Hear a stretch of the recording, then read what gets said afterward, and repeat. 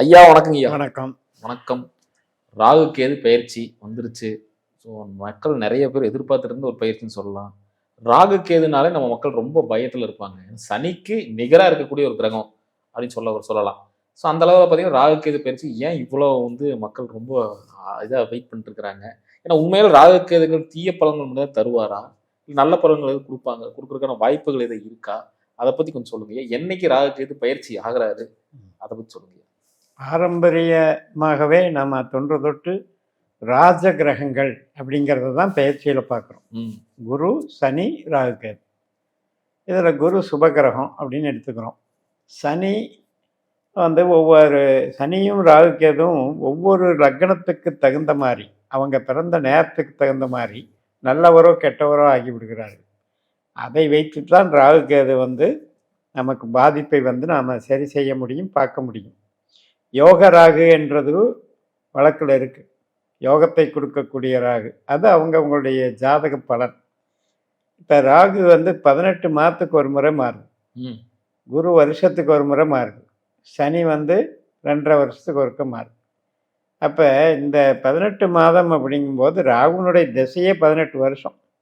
அப்போ இந்த 18 மாதம் அப்படிங்கும்போது ராகுவும் கேதுவும் வந்து ரிவர்ஸில் வர்றாங்க, ஆன்டி கிளாக் வைஸ் அதில் வர்றாங்க. இது வந்து வெட்டுப்புள்ளி. இது வந்து கிரகம் கிடையாது. இப்போ நமக்கு கிழமையே ராகு கேதுக்கு கிழமை கிடையாது. மற்ற கிரகத்துக்கெல்லாம் கிழமை இருக்குது, 7 நாள் தான். அதனால் ராகு கேது என்பது ஒரு மாதிரி நம்மளுடைய பிறப்பு இறப்பை சூட்சுமமாக வைத்திருக்கக்கூடிய ஒரு பிளானட்னு எடுத்துக்கலாம். கேது அப்படிங்கிறது தான் உயிரின் ஆரம்பம், ராகு என்பது உயிரின் முடிவு, இப்படி நம்ம எடுத்துக்கலாம். இது வந்து நம்ம அடுத்தடுத்த பிறவிகளுக்கு சுழற்சிக்கு கூட காரணமாக இருக்கு. அப்போ நம்ம இப்போ நீங்கள் சொன்ன மாதிரி எல்லாத்துலேயுமே 2 பயிற்சிகள் பார்க்குறோம் இல்லையா? திருக்கணிதம், வாக்கியம். அது மாதிரி இப்போ இது திருக்கணிதத்திலே கூட ட்ரூ நோடு, மீன் நோடுன்னு இருக்கு. இப்போ ட்ரூ நோடு பிரகாரம் நவம்பர் வந்து 25ஆம் தேதி ராகு பயிற்சி ஆகிறது. அதாவது கும்பத்திலேருந்து மகரத்துக்கு வர்றார். வந்துட்டு உங்களுக்கு 2028 மே மாதம் 25ஆம் தேதி வரைக்கும் இருக்கார். ஸோ இந்த காலகட்டம் ஏன் முக்கியமாக பார்க்கப்படுது அப்படின்னா, இப்போ யாருக்காவது ராகு திசை, கேது திசை, ராகு புத்தி, கேது புத்தி நடக்குது அப்படின்னா, ஒரு ஜாதகத்துக்கு பிரகாரம் அவர் நல்லவரா கெட்டவரான்னு நம்ம தீர்மானிக்கிறோம். அப்போ கெட்டது செய்யக்கூடிய ஒரு தன்மையில் ராகு இருக்கும்போது அளவற்ற கெட்டது பண்ணிடுறாரு. இப்போ பார்த்தீங்கன்னா, உதாரணத்துக்கு ஒரு பெரிய பெரிய சீற்றங்கள் நடக்குது இல்லையா? இப்போ ஒன்றுமில்லை, போர் நடக்கிறதே ராகு தான். அதே மாதிரி இப்போ சைபர் கிரைமில் கூட இந்த காலத்தில் எடுத்துக்கலாம். நவீனத்தை கொடுப்பது ராகு தான், அதுலேயே பிரச்சனை பண்ணுறது ராகு தான். அதனால் ராகுவை பொறுத்த வரைக்கும் ஒரு மாதிரி இப்போ போதை சம்மந்தப்பட்டது, கடத்தல் சம்மந்தப்பட்டது, தீய பழக்க வழக்கங்கள், அது மாதிரி ரொம்பவுமே வந்து தீவிரவாதத்தன்மை, அதாவது எக்ஸென்ட்ரிக்காக பேசுறது. இதே ராகு வந்து சயின்டிஃபிக்காக நன்மைகளை செய்கிறாரு. இப்போ இன்றைக்கி நம்ம கண்டுபிடிக்கிற சயின்டிஃபிக் டெவலப்மெண்ட்ஸ் ஃபுல்லாக ராகு. அப்போ நம்ம வந்து நமக்கு ராகு நல்லவரா கெட்டவரான்னு தான் பார்க்கணுமா ஒழிய, பொதுவாக அவருடைய பிரச்சனை தான். ஆனால் அவர் வந்து நமக்கு நல்லவராக இருந்தார்னா அளவற்ற நன்மைகளை அள்ளி கொடுத்துருவார். அதாவது கொடுப்பதில் வந்து அளவில்லாமல் கொடுக்குறவர், பிரம்மாண்டத்தின் அறிகுறி. அதனால் நன்மை கொடுப்பார். கேது வந்து சுருக்குவார், ராகு வந்து பெருக்குவார். ஸோ இவங்க 2 பேரும் ஒவ்வொரு ஜாதக ராசிக்கு பிரகாரம் எந்த பாவத்தில் இருக்காங்களோ அந்த பலன் நம்ம பார்க்கலாம். சிறப்புங்க ஐயா. இப்போ ஒவ்வொரு ராசிக்கான பலன்களும் நம்ம பார்த்துடலாம் ஐயா. இப்போ நம்ம பார்க்கக்கூடிய ராசி கும்பராசி. ஐயா இப்போ 12ஆம் இடத்தில் ராகு, 6ஆம் இடத்தில் கேது. ஸோ எந்த வித பலன்கள்லாம் இருக்கு அப்படின்னு சொல்லுங்க. ஏன்னா விரைய ராகுவோட வராரு, அதை பற்றி சொல்லுங்க.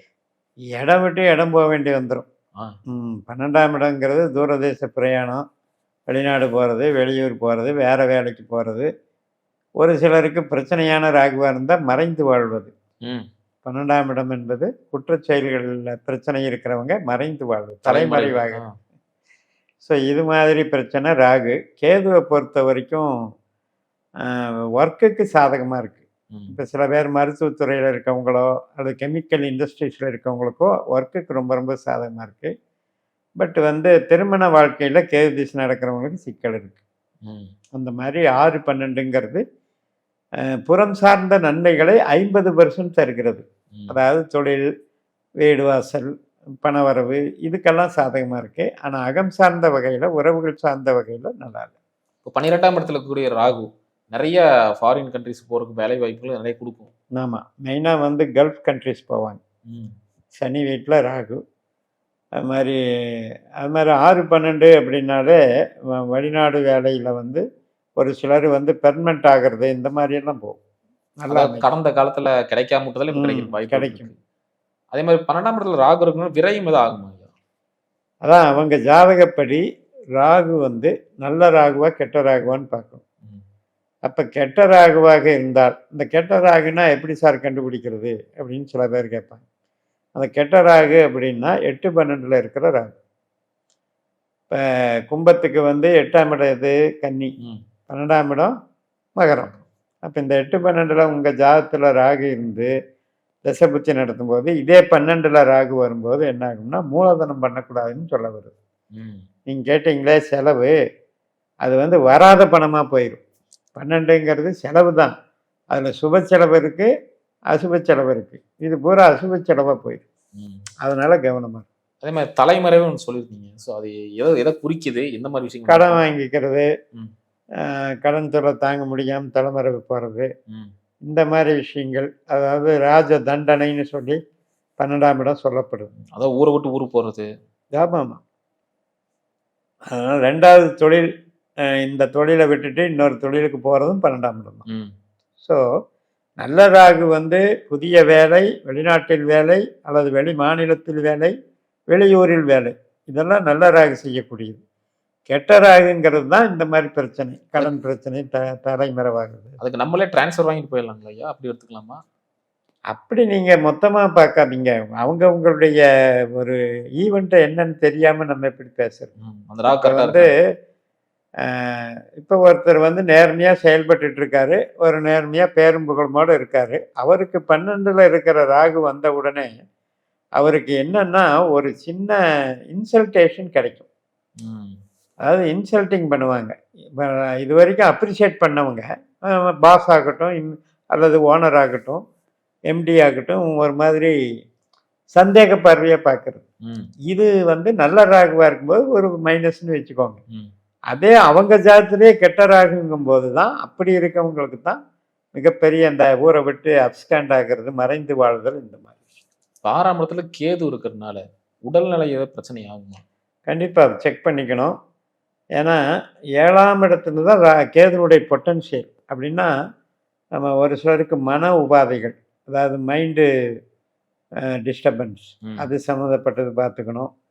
கிட்னி சம்மந்தப்பட்டது பார்த்துக்கணும். அது மாதிரி மார்பு வகையில் மார்பு சளி பிடிக்கிறது, இந்த டிபி, இது மாதிரி விஷயங்கள் பார்த்துக்கணும். இதெல்லாம் வைரஸ் இதாக பரவுதோ அதெல்லாம் கேது பார்த்துக்கலாம். கெமிக்கல் சம்மந்தப்பட்ட, ரசாயன சம்மந்தப்பட்ட நோய்கள் அதெல்லாம் செக் பண்ணி. அந்த மாதிரி விஷயங்கள். எதிரிகள் உருவாகுவாங்களா இல்லை அடங்கிடுவாங்க? எதிரிகள் பொறுத்த வரைக்கும் ராகு நடக்கிறவங்களுக்கு ஒரு பெரிய டஃப் கொடுப்பாங்க. சத்ருக்கள், எதிரிகளால் தொல்லை அப்படின்னு ராகு நடக்கிறவங்களுக்கு எடுத்துக்கணும். கேது நடக்கிறவங்களுக்கு எதிரிகள் போயிடுவாங்க, காணாமல் போயிடுவாங்க. ஏன்னா கும்பராசின்னு சொல்லுவோம், மறைமுக எதிரிகள் தான் அதிகமாக இருப்பாங்க. ஆமாம். 6ஆம் இடத்தில் கேது இருக்கும்போது சத்ரு ஜெயம். அதே 12ஆம் இடத்துல ராகு இருக்கும்போது சத்ரு பயம். சிறப்பு ஐயா. அதே மாதிரி திருமண வாழ்க்கை ஒரு அளவுக்கு போய்கிட்டு இருக்கு, ரொம்ப ஒரு சண்டை சச்சரவாக இருந்தாலும் சமாளிச்சு போயிட்டு இருக்கிறேன்னு சொல்லிட்டு இருக்கிற நேயர்களுக்கு என்ன பதில் வச்சிருக்கீங்க? போயிட்டு இருக்குதான், நீங்க அப்படியே அனுசரிச்சே போய்க்கோங்க, வேற வழி இல்லை. தீருமா ஏதாவது? ஏன்னா பாவம் தாங்க முக்கியம். ஒரு ஜாதகத்துல நாம வந்து கிரகத்தை வச்சு நல்லது கெட்டது பிரிக்கவே கூடாது. பாவங்கும் போது 6ஆம் இடம் 12ஆம் இடங்கிறது 2 பேர் சம்மந்தப்பட்டது. ஆணாகவும் பெண்ணாகவும் 1, 7 அப்படிங்கிறதுக்கு அப்படியே அகெயின்ஸ்டா 12 வருது. அப்ப என்ன ஆகுது அப்படின்னா இந்த ஈர்ப்பு வந்து டிஸ்டர்ப் ஆகுது, ஒருத்தருக்கு ஒருத்தர் புரிதல் இல்லாமல் போயிடுது.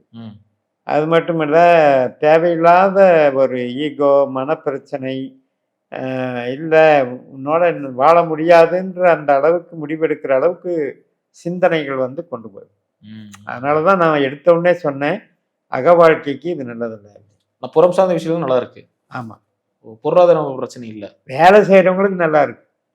தொழில். சொந்த தொழில் முதலீடுன்னு நான் சொன்ன மாதிரி கெட்ட ராகுவா இருந்து ம், கோடிக்கணக்கில் முதலீடு போடுறது போயிடும், லாக்காயிரும். ம், ம், ம்.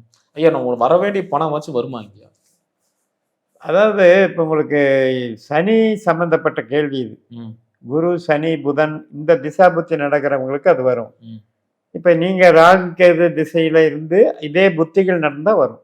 குரு சனி புத்திகள் நடந்தால் நடக்கும். வேற வந்து இப்போ மற்ற புத்திகள் வந்து பிரயோஜனம் இல்லை. ம், ஏன்னா உங்களுக்கு பாருங்க, 6ஆம் இடம் என்பது நம்ம என்ன சொல்கிறோம், கடன் வாங்குற ஸ்தானம்னு சொல்கிறோம். ம். 12ஆம் இடம் என்ன சொல்கிறோம், செலவு ஸ்தானம்னு சொல்கிறோம். இப்போ எதுலையாவது வருமானத்துக்கு சப்போர்ட் பண்ணுற வகை இருக்கான்னா இல்லை. ஆனால் அது யார் கொடுக்குறான்னா 2ல் இருக்கிற சனி கொடுக்குறாரு. ம். அதனால் யாருக்கெல்லாம் சனி புத்தி புதன் புத்தி நடக்குதோ அவங்களுக்கு இப்போ கிடைக்கும். ஓ, அவங்களுக்கு பிரச்சனையே இல்லை. இல்லை. சொல்லுவாங்க. குறிப்பா இந்த கும்பராசி நேயர்கள் எந்த விஷயத்துல ரொம்ப கவனமா இருக்கு? அணுகுமுறை தான். ம். கணவன் மனைவி அணுகுமுறைகள் அதில் மட்டும் கவனமாக இருந்தாங்கன்னா போதும். அதே மாதிரி ஆரோக்கியத்தை, கேது நடக்கிறவங்க ஆரோக்கியத்தை பார்த்துக்கணும். ம். மற்றபடி உங்களுக்கு திசையில் ராகு நல்ல ராகுவாக இருந்தால் வெளிநாட்டில் அளவற்ற ஒரு இது பண்ணுறது, டெவலப் ஆகிறது. ஒரு சிலருக்கு பார்த்தீங்கன்னா மூலதனம் கூட பெரிய பல்காக போட்டுருவாங்க. ம். நல்ல ராகுவாக இருக்கிற பட்சத்தில் போட்டு டெவலப் பண்ணி. இப்ப இந்த காலகட்டத்துல உறவு சார்ந்த விஷயங்கள் நல்லா இருக்குன்னு சொல்லிட்டு இருக்கீங்க. அப்போ எல்லாத்தையும் நம்பலாமா? நம்பி ஏதாவது பண்ணலாமா? இல்லை, நான் தான் 6, 12ங்கிறது வந்து இப்போ பணம் பிஸ்னஸ் சார்ந்துக்கு தான் நல்லா இருக்கு. ம். எமோஷனல் சார்ந்து நல்லா இல்லை. அதனால் இப்போ நீங்கள் என்ன, இப்போ சொந்தக்காரங்கிட்ட யார் தொழில் பண்ண போகிறாங்க? ம். ஒரு கூட்டு முயற்சினால. கூட்டெல்லாம் இப்போ பிரிகிற நேரம். ஓ. 7ஆம் இடம் தாங்க கூட்டு. ம், ம். 7ஆம் இடம் என்பது பார்ட்னர்ஷிப். 6ஆம் இடம் என்பது பார்ட்னர்ஷிப்பை காலி பண்ணுறது. இப்போ கேது திசை நடக்கிறவங்கெல்லாம் பார்ட்னர்ஸாக இருக்கவங்க பிரியக்கூடிய காலகட்டம். சிறப்பு, சிறப்புங்க ஐயா. ரொம்ப அற்புதமா சொன்னீங்க. மீண்டும் அடுத்த காலம் சந்திக்கலாம் ஐயா. நன்றி.